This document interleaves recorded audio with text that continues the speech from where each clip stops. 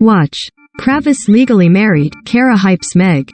Welcome to E.S. Tales from the Top, our series on women who are leaders in their fields and masters of their craft. Spanning industries and experiences. These powerhouse women answer all the questions you've ever had about how they got to where they are today, and what they overcame to get there. Read along as they bring their resumes to life. When it comes to rising and falling, Bethenny Frankel only believes in one of those things. Seeing some people become billionaires by skipping college and starting businesses in their garage makes everybody think that they need to be on the road and know exactly where they're going. The entrepreneur and author of the new book Business is Personal. The truth about what it takes to be successful while staying true to yourself, told E! News. But that whole journey is where you learn everything. And you just sort of fall and land. Actually, she continued, you don't even fall. You wind up where you're supposed to be by all the different experiences and the different jobs that you take, and you figure out what you like and what you're good at. Everyone just wants to instantly get there, and that's the opposite of the point. Not that the rising part is guaranteed. But, as Frankel views it from her perch at the top of her game, there's a path for anyone who's willing to go for it. Hard work and loyalty are way more valuable than actually being brilliant, observed the Skinny Girl founder, Real Housewives of New York City alum, The Big Shot with Bethenny host and, well, the list goes on and on. I am not lazy, I just go get it, Frankel said. I have a positive attitude. You do everything to the best of your ability, and now, coming out on the other side, I realize that the cream does rise to the top. If you are passionate, hardworking, and loyal, and you really put your all into it, you really will be successful, because that's a very rare skill set.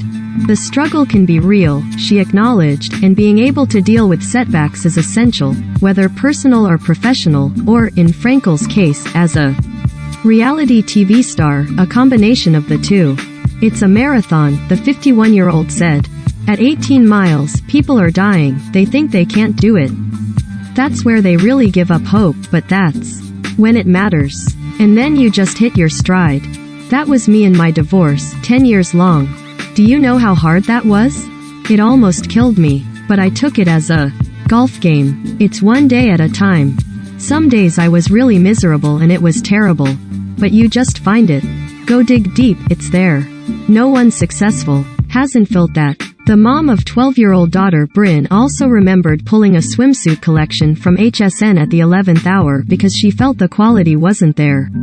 Yet, even though not going through with the launch cost her more in the moment than if she'd put an inferior product on the market. That day I was playing chess, she recalled. I was saying, we're going to put this on air. It's ill-fitting. We're just going to jam it through, sell it to customers that buy other products of mine that know who I am, or don't know who I am and have just stepped into the store for the first time, and sell them garbage. And then they'll feel that it's garbage and return it. It's then going to cost HSN money, and it's going to end up boomeranging back on the partner that I have anyway, because they're going to have to pay for those returns, and this is a total ST show. So why don't I just take the hit right now? If I had gone through that whole process, she explained, it would have cost me a lot less because the partner wouldn't have made me pay it. By postponing, I end up having to pay $25,000 or $50,000 for this problem. But I gladly did it. It may have been painful in the moment, but it was worth it in the end to protect the name brand she'd worked for years to build. And for those who are still a bit of a drive away from digesting a $50,000 loss, Frankel has a first step for that. Though it may sound simple, she said. You just have to get started. You've got to get in the car. You don't get in the car, you're not even on the way. Of course, the road can sometimes be scary. You never know what's around the next corner, and you may plow into more than one ditch along the way. But, Frankel emphasized, there's no other way but through. And you've definitely got to be willing to lose the map. You're going to figure it out as you go, she insisted. You've got to do it. You can't be stuck in the plan. Success comes in many forms, and there's non-traditional success everywhere. You've got to get in the goddamn game. But once you're in the goddamn game, what then? Frankel talked to E! News about pushing past your fears. No, you're not the only one who's scared of cold. Calls. Trusting your gut and why business really is personal. This interview was edited for length and clarity. Bethenny Frankel. Because everybody thinks now, in the land of social media and reality television, that it's chia business and you can just add water. Everything, even if you are on television, takes a lot to nurture. You have to build a house starting with a strong foundation and go one layer at a time. Even in recently learning about makeup, you can't just slap it on, you have to start with priming and foundation. Things have layers, and business is obviously no. What would you say about going through those hard moments? BF. It makes you more resilient. It also makes you have more pride and feel that there's a value to what you built, that you deserve it, and it gives you self-worth. And when you feel you've done it properly with integrity, it's great. You make the point too, that you didn't necessarily have the same fallback that other people may have where if I need to, I can go to my family. Do you think that helped you be such a hard worker? BF. I just have always been a hard worker. I don't know if it's the example that I saw from having a Hall of Fame horse trainer as a father, Robert Frankel. Inducted into the National Museum of Racing and Hall of Fame in 1995, who was competitive and successful, and that's genetic. Or if, growing up at the racetrack, I learned there's no second place, you have to win. I don't know, I've always been this way. You also make the point that hard work can set you apart. BF. Being willing to work hard, coming from a place of yes, having the figure-it-out mentality, not being negative, just being on top of it. It's the old school mentality that I have, and when people around me have it, I can see it instantly, and those are the ones that last. You also wrote about cold calling people. I think that's one of the more terrifying things to do, but why is it so valuable? BF. It's so valuable because you probably have something to offer. It's how are you going to package it and have it locked down in a brief period to engage someone, entice them, or just plant the seed that they now know who you are. Then you might run into them, or see them, or send another email or a follow-up or a gift. This book is really about a road to non-traditional success and utilizing it as a toolkit for any person. The book is digestible at every level of business, from a person who just has an idea to a person who's already very successful. Looking back at your own career, what was the first moment where you thought, oh, I am doing this, this is the first big win? BF. I remember talking to some people after I'd been on The Housewives and I had my book coming out, Naturally Thin, and I said to them, everything's going to change in March. And I just pushed it through. When you're on a blackjack table or a craps table and the tables are hot, you press your bets. You don't think about later and what's going to happen, you've got to just feel that set and just ride it. You talk about the time after The Apprentice, Martha Stewart, when you thought it was going to be the start of everything and it wasn't. How did you force yourself to keep pushing forward? BF.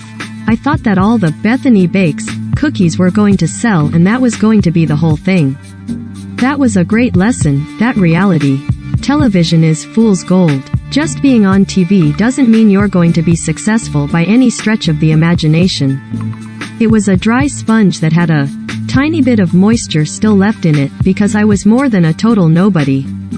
I had been on television, I had worked for Kathy, Paris and Nikki Hilton. So I had the tiniest bit of something that a magazine might think is interesting and I just took it for all that it was. I remember getting the Today Show and I remember OK! Magazine and In Touch writing something about me. It's a stepping stone. You just take one thing to get to the next thing.